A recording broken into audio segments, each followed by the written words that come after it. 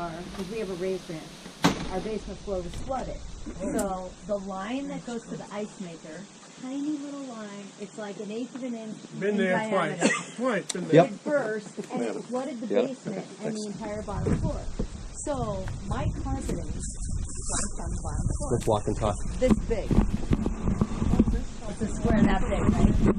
But it's emerald green carpeting. You better which I never liked. I'm gonna put it on all the way upstairs.